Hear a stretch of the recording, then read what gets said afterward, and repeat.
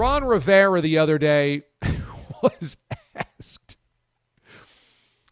well, the other teams of the division are good, and you're doo-doo.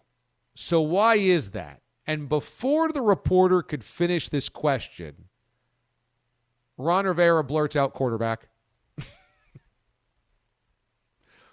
Stop right there, quarterback. Which, is right in some regards.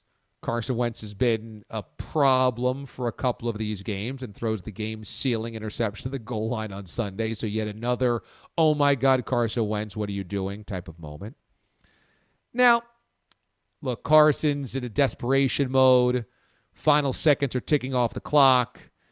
One of his receivers is at the goal line, throws it into double coverage, but he's trying to make a play happen. That's not his worst throw of the season, that's for sure. But he's had some really bad decisions, really bad throws, really bad games. And overall, you know how I feel about Carson Wentz. If you've listened to the show for anything longer than 5 minutes, I think he stinks. I've always thought that he stinks. He had a great season in 2017 before the injury. But when the Eagles won a Super Bowl without him, his lack of mental strength, I think, came into focus and he melted. Nick Foles had the experience he thought that he deserved. He couldn't live up to that magical run. He then thought that he was probably getting too much of the blame, too much of the burden. He resented Doug Peterson, resented the criticism from fans. He sat himself out at the end of that final season in Philadelphia. Last year with a really good Colts team, put up decent numbers. But again, like a regular season basketball player that puts up good numbers, but in the playoffs completely chokes, that's what happened to Carson Wentz. He was great against bad teams, and then it came to the Jacksonville Jaguars when in a must-win situation, and he completely melted down. And again, enough bubbling below the surface of grumbling, belly aching, what have you, about what Carson Wentz can't do from Indianapolis and in Philadelphia, to where now, it's following you. The stink is following you. Now you get to Washington, and again, it's not just his fault. There's other issues at play, but certainly part of the problem. Well, Ron Rivera gets criticism from Alex Smith, former Washington quarterback, saying, get back the bus up over your quarterback, Carson Wentz. I was shocked when I heard it. That's what he said. And a coach kind of pointedly blaming his quarterback, obviously, is rare.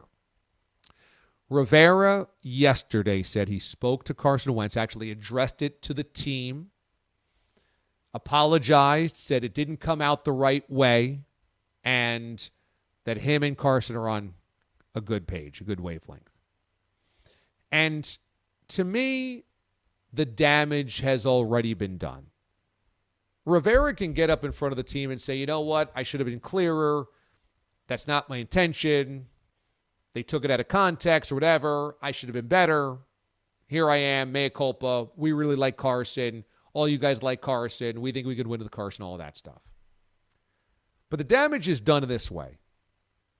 It's yet another coach that instinctually is frustrated by Carson Wentz. Again, Rivera tried to doll it up. Well, I'm just saying that the other teams of the division, their offenses, they were consistent with their quarterbacks, and they have a plan with their quarterbacks, and we just haven't had him here long enough. He does some good things. Beyond that, by the way, being a miscalculation by Rivera, we'll get to that, is Rivera's instinct. Why are you guys bad? Is quarterback.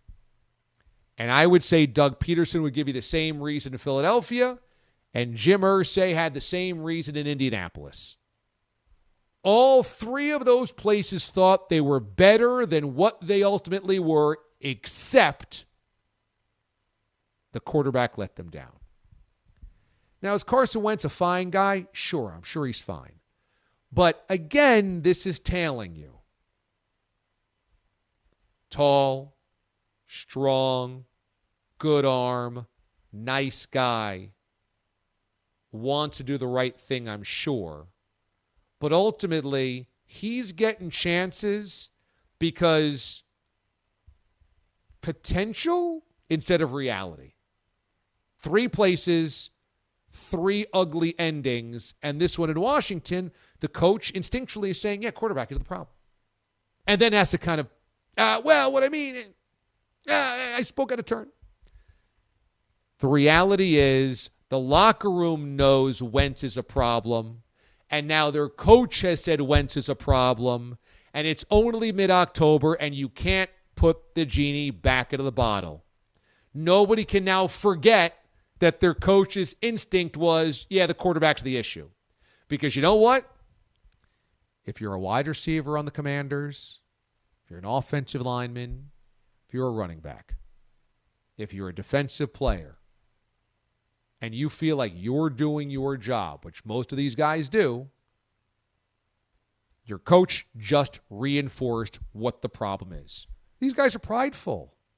These guys don't think they're losers. They've been the best player on their JV team, the best player in high school, probably one of the best players on their college football team, and now they're in the NFL and they're losers.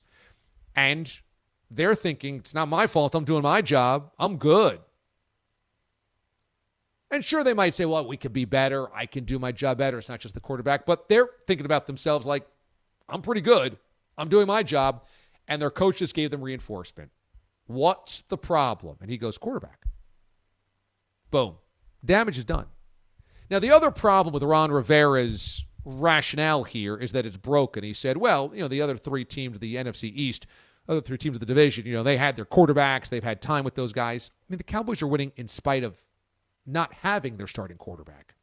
So the Cowboys are coached better and built better to withstand having Dak Prescott go down than Washington is with their starting quarterback.